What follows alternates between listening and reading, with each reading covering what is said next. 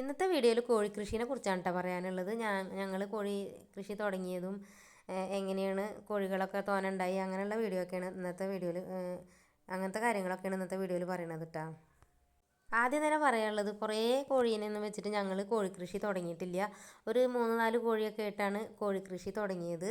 പിന്നെ ആദ്യമൊക്കെ ഞങ്ങൾക്ക് ഇങ്ങനെ തോന കോഴികളൊന്നും ഉണ്ടായിരുന്നില്ല. അതിനെക്കുറിച്ചൊന്നും അറിയാത്തത് കൊണ്ട് തന്നെ അസുഖങ്ങൾ വരവും ചാവലും നായ പിടിക്കലും അങ്ങനെയൊക്കെ, ഇങ്ങനെ വിരിച്ചിറങ്ങിയ കുട്ടികളൊക്കെ തൂക്കം വന്നിട്ട് ചാവുക, അങ്ങനെയൊക്കെ കുറേ പ്രശ്നങ്ങളുണ്ടായിരുന്നു. ഒരു 2 വർഷമൊക്കെ എടുത്തിട്ടുണ്ടാവും കോഴികളൊക്കെ ഒന്ന് ശരിയായി കിട്ടാനും, കോഴികളൊക്കെ ഒന്ന് ഉണ്ടായി കിട്ടാനും. അപ്പോൾ ഡോക്ടറോടൊക്കെ ചോദിച്ചിട്ടും പിന്നെ യൂട്യൂബൊക്കെ നോക്കിയിട്ടും അങ്ങനെയാണ് കോഴികൾക്കൊക്കെ മരുന്ന് കൊടുത്തിട്ടും അങ്ങനെയൊക്കെയാണ് കോഴിക്കൃഷി ഒന്ന് നല്ല രീതിക്ക് വന്നത്. അപ്പോൾ അതെങ്ങനെയാണെന്നാണ് ഇന്നത്തെ വീഡിയോയിൽ പറയണത്. അപ്പോൾ ആദ്യം തന്നെ ഞങ്ങൾ വിരിപ്പ് വയ്ക്കുമ്പോൾ, കോഴികളെ വിരിപ്പ് വയ്ക്കുമ്പോൾ പഴക്കമൊന്നും ഇല്ലാത്ത ഒരാഴ്ച കഴിഞ്ഞ മുട്ടയൊന്നും എടുക്കാറില്ല. ഒരാഴ്ചയുടെ ഉള്ളിൽ ഇട്ട മുട്ട എടുത്തിട്ടാണ് വിരിപ്പ് വയ്ക്കാറ്. വിരിപ്പ് വയ്ക്കുമ്പോൾ ഉയരത്താണ് വയ്ക്കൽ, താഴത്തൊന്നും വയ്ക്കലില്ല.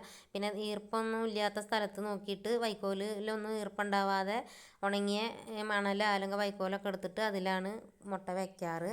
പിന്നെ മഞ്ഞൾ അങ്ങനെയുള്ളതൊക്കെ ഇടാറുണ്ട്, മഞ്ഞളുടെ കഷ്ണമൊക്കെ ഇടാറുണ്ട് അണുക്കളൊന്നും വരാതിരിക്കാൻ. പിന്നെ കോഴിക്കുട്ടികൾ വിരിച്ചിറങ്ങി ഒരാഴ്ചയുടെ ഉള്ളിൽ ഒരു വാക്സിൻ കൊടുക്കും, മൂക്കിലും കണ്ണിലും ഓരോ തുള്ളി ഒഴിച്ച് കൊടുക്കും. അപ്പോൾ പിന്നെ ആ എല്ലാ കോഴിക്കുട്ടികളും ഉണ്ടാവും, ഒറ്റൊന്നും തൂക്കം പിടിച്ച് ചാവില്ല. അപ്പോൾ ആദ്യമൊന്നും ഞങ്ങൾക്ക് അങ്ങനെയൊന്നും അറിയണ്ടായിരുന്നില്ല. അപ്പോൾ ഒക്കെ തൂക്കം പിടിച്ച് ചാവും. ഇപ്പോൾ 13 മുട്ടയൊക്കെ വെച്ച് കഴിഞ്ഞാൽ ഒരു 4 കോഴി അല്ലെങ്കിൽ ഒരു 3 കോഴിക്കുട്ടികളൊക്കെ ഉണ്ടാവുള്ളൂ, ബാക്കിയൊക്കെ തൂക്കം പിടിച്ച് ചാവും. അപ്പോൾ ഈ മരുന്ന് കൊടുത്തു കഴിഞ്ഞാൽ തീരെ കോഴിക്കുട്ടികൾ അങ്ങനെ തൂക്കം പിടിച്ച് ചാവുമൊന്നുമില്ല, എല്ലാ കോഴിക്കുട്ടികളും ഉണ്ടാവും. അത് മരുന്ന് കൊടുക്കണ വീഡിയോ അന്ന് വിരിച്ചിറങ്ങിയപ്പോൾ മരുന്ന് കൊടുത്ത് അത് വീഡിയോ എടുക്കാൻ പറ്റിയില്ല. ഇനി കൊടുക്കുമ്പോൾ വീഡിയോ എടുക്കുന്നുണ്ട്. പിന്നെ വിരിപ്പ് വയ്ക്കുമ്പോൾ സെപ്റ്റംബർ ഒക്ടോബർ മാസത്തിലാണ് വിരിപ്പ് വയ്ക്കാൻ ഏറ്റവും നല്ലത്.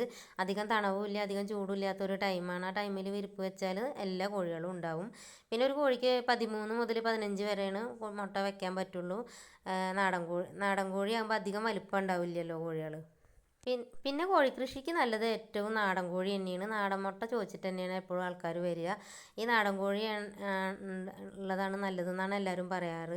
ചില ആൾക്കാർ വന്നിട്ട് ചോദിക്കലുണ്ട്, ഇങ്ങനെ പറമ്പിലൊക്കെ വിട്ടാക്കിയിട്ട് ഇങ്ങനെ കൊത്തിപ്പറക്കി തിന്നണ കോഴിയാണോ അതോ കൂട്ടിലിട്ട് വളർത്തുന്നതാണോ എന്നൊക്കെ ചോദിക്കാറുണ്ട്.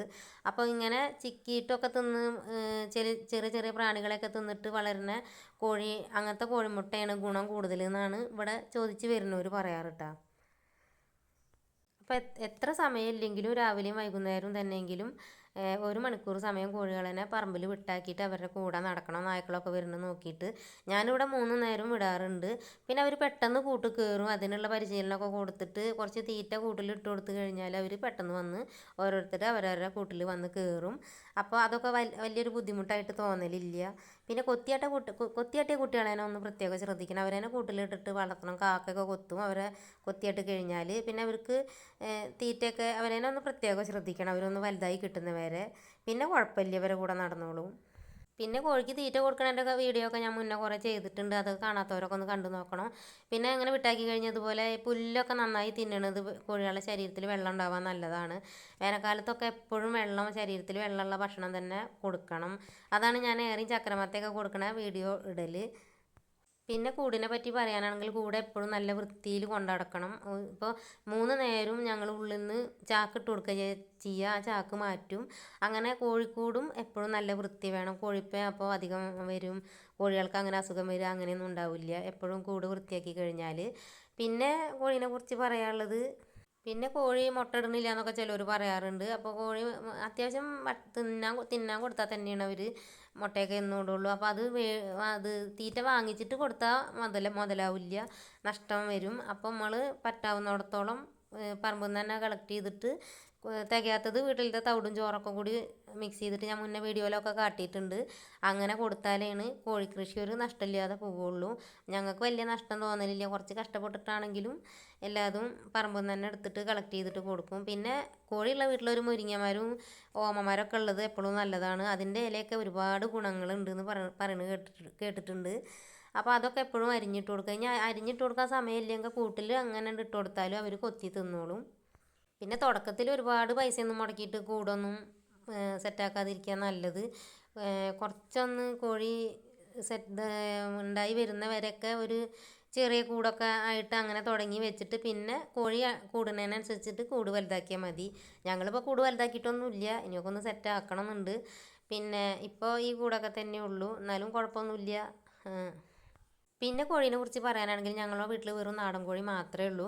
അപ്പോൾ അതിൽ കൂടെ മറ്റേ കോഴികളെ ഒന്നും കൊടുന്ന് നിർത്താറില്ല. കാരണം ശരിക്കുള്ള നാടൻ മുട്ട വേണമെന്ന് പറഞ്ഞിട്ടാണ് ഇവിടെ ആൾക്കാർ വരാറ്. അപ്പോൾ അങ്ങനെ ഗ്രാമശ്രീ അങ്ങനെയൊക്കെ പറഞ്ഞിട്ടുള്ള കോഴികളെയൊന്നും കൊടുന്ന് നിർത്താറില്ല. വെറും നാടൻ കോഴി മാത്രമേ ഉള്ളൂ. അപ്പോൾ ഇതാണ് ഏറ്റവും നല്ലത്. നാടൻ കോഴിയും നാടൻ കോഴിയുടെ ഇത് പൂവൻ കോഴിയാണെങ്കിലും അത് നാടൻ കോഴീനെ ചോദിച്ചിട്ട് ആൾക്കാർ വരാറുണ്ട്. പിന്നെ ഓരോ ആവശ്യങ്ങൾക്ക് വഴിപാട് ഒഴിഞ്ഞിട്ട് ആവശ്യത്തിനൊക്കെ ആയിട്ട് വരാറുണ്ട്. അപ്പോൾ വളർത്തുമ്പോൾ എപ്പോഴും നാടൻ കോഴി വളർത്തുകയാണ് ഏറ്റവും ഗുണം. പിന്നെ ചേവലൊക്കെ കൂടുതലായിട്ടുണ്ടെങ്കിൽ അവരതിനെയൊക്കെ കുറേയൊക്കെ കൊടുത്തൊഴിവാക്കുകയാണ് നല്ലത്. അവർ പിന്നെ കൂട്ട് കയറുകയൊന്നും ചെയ്യില്ല. വലുതായി കഴിഞ്ഞാൽ അവർ ഒരു 2 ചേവൽ കോഴി ചേവലുണ്ടായാൽ മതി, ബാക്കി വേണമെന്നൊന്നുമില്ല. അവരതിനെയൊക്കെ കൊടുത്തൊഴിവാക്കുക. ഞങ്ങൾ പൂവൻ കോഴീനെയാണ് കേട്ടോ ചേവൽ എന്ന് പറയുന്നത്. പിന്നെ പെട, ചേവൽ അങ്ങനെയൊക്കെയാണ് കേട്ടോ പറയുക. പിന്നെ കോഴീനെ മേടിക്കുമ്പോൾ എപ്പോഴും നല്ല വർഗ്ഗം നോക്കിയിട്ട്, നല്ല കോഴീനെ കണ്ടാൽ തന്നെ മനസ്സിലാവും നാടൻ കോഴി തന്നെ നല്ലതും പിന്നെ വലിയ ഇതില്ല കുഴപ്പമില്ലാത്ത കോഴിയാണെങ്കിൽ നല്ല കുട്ടികളെ നോക്കണ കോഴി അങ്ങനെയൊക്കെ ഉണ്ട്. ചില കോഴികൾ വിരിച്ചിറങ്ങിയ കുട്ടികളെ നോക്കില്ല. അപ്പം നല്ലൊരു കോഴീനെ നല്ലൊരു വർഗ്ഗത്തിനെ കിട്ടുകയാണെങ്കിൽ ആ ഒരു കോഴി കൊണ്ട് തന്നെ കോഴിക്കൃഷി നന്നാവും. പിന്നെ വേറൊരു കോഴികളെയൊന്നും അന്വേഷിച്ച് പോകേണ്ട കാര്യമില്ല. പിന്നെ ഞങ്ങൾ ചിലപ്പം ഈ പൂവൻ കോഴീനെ ഇടയ്ക്ക് മാറ്റലുണ്ട്, പുറത്തുനിന്ന് ഒരു പൂവൻ കോഴീനെ കൊടുന്നാക്കലുണ്ട്. അങ്ങനെ പുറത്തുനിന്ന് എവിടുന്നേലും പൂവൻ കോഴീനെ മേടിക്കുമ്പോൾ ഞങ്ങൾ വേറെ കൂട്ടിൽ ഒരാഴ്ച ഇടും. എന്നിട്ട് അതിന് അസുഖമൊന്നും ഇല്ലയെന്ന് ഉറപ്പ് വരുത്തിയതിൻ്റെ ശേഷമാണ് ഇവരുടെ കൂടെ വിട്ടാക്കുള്ളൂ. പിന്നെ വിരിപ്പ് വയ്ക്കുന്ന കാര്യം പറയാനാണെങ്കിൽ ഞങ്ങൾ 2-3 ഒപ്പാണ്ട് വിരിപ്പ് വയ്ക്കുക ചെയ്യുക. ചില കോഴികൾ മുട്ടയിൽ ഇരിക്കാതിരിക്കുക അല്ലെങ്കിൽ പെട്ടെന്ന് കൊത്തിയാട്ട് അങ്ങനെ എന്തെങ്കിലുമൊക്കെ ചെയ്തിട്ടുണ്ടെങ്കിൽ വെച്ചിട്ട്